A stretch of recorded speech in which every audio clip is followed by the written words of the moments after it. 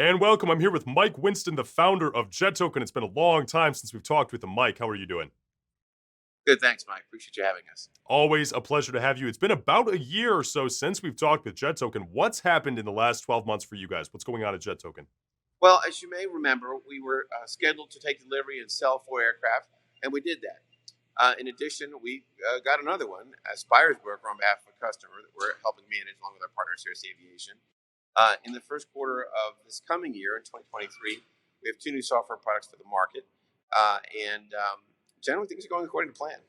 Fantastic. And one of the things we talked about with you last time, Mike, was that it's a good time for Jet Token to be doing what they're doing. Tell us about the last 12 months in relation to what you're doing now. Is it still a good time for Jet Token to be in this market and taking these steps?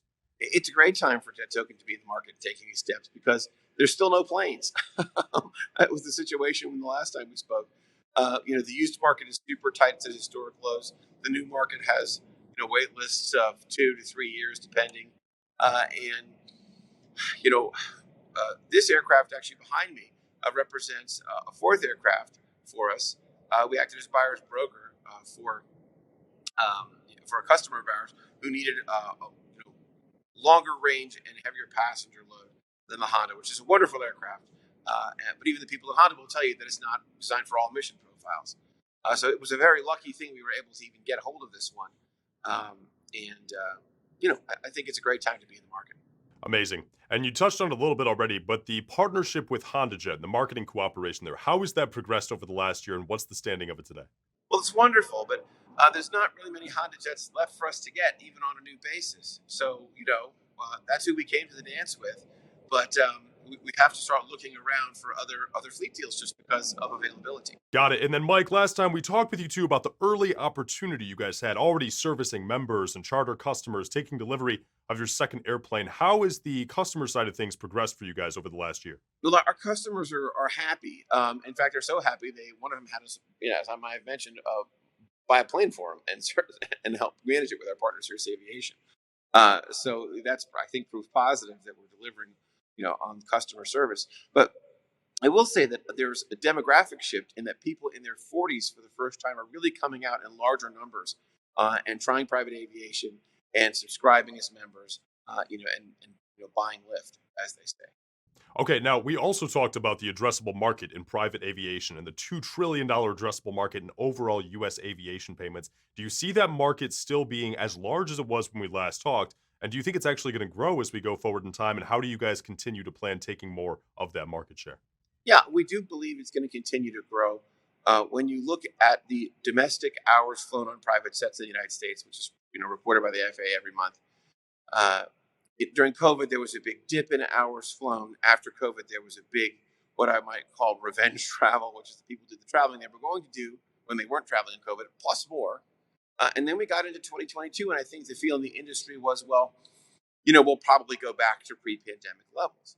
But shockingly, what we've discovered is that that is not the case. That in fact, in 2022, through the end of October, domestic hours flying in the United States on private jets have grown 6%. So we haven't regressed.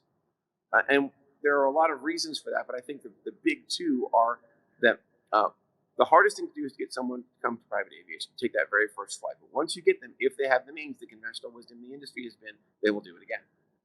So people did it. And the second is that commercial air travel is lately going through some difficulties. There's a pilot shortage. Anyone who's flown in the past 6 months to a year can probably testify that there's issues there. There's delays and cancellations, and it's really a pain. So not only have we given people a taste of it and they liked it and decided to stay, but in addition, the alternatives, especially for critical travel, make it an even easier choice. Got it. And then, Mike, before we start to wrap up, tell us a little bit about the new software program coming up in 2023. Yeah, so that product takes aircraft that have landed someplace and are going back to base, particularly this base here in Las Vegas, the Cirrus aircraft. Uh, Although it can be any charter operator's aircraft, the initial rollout will be with the Cirrus aircraft.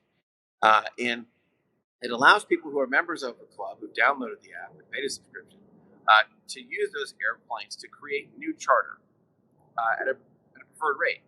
So typically in the industry, a person charters a private jet, they pay for the way out and they pay for the way back, right? So that's already been paid for.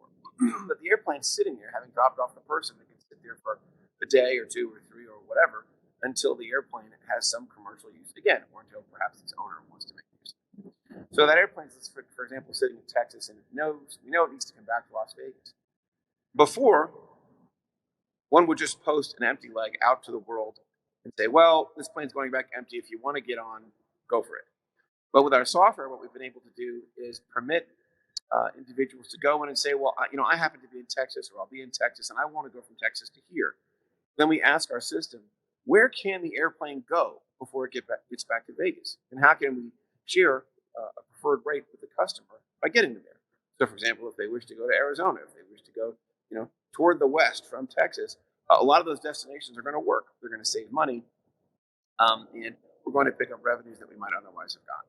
And a final question for you, Mike. It's been great to wrap up with you and see the progress you've had in the last year. 2023 overall arching plans, big growth plans. What do you guys want to see out of Jet Token next year? Yeah, next year, Jet Token, we want to see more software rolling out. We've been very aircraft oriented, but 2023 is number one, a year for us to release more software. And number two, I'd like to see a new fleet. We're going very carefully and we're going very gently because I think that we have come to the industry in a boom time. We've made hay while the sun has shined. The sun is still out, but we're cautious. We're thoughtful about the economic headwinds. And I think that it's tough to beat good timing, and boy did we have it, and we continue to have it. But we're gonna stay tight. We're gonna stay focused and continue to execute for shareholders.